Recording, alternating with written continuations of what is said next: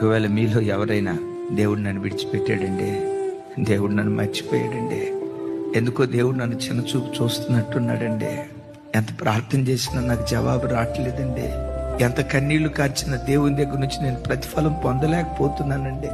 ఉపవాసాల మీద ఉపవాసాలు ఉన్నా, జాగరణాల మీద జాగరణాలు ఉన్నా, రోదనల మీద రోదనలు చేసా, ఎంత ప్రసవేదపడి దేవుని సన్నిధిలో ప్రార్థన చేసినా ఎక్కడ వేసిన గొంగళి అక్కడే అన్నట్లుగా నా పరిస్థితి ఉందండి.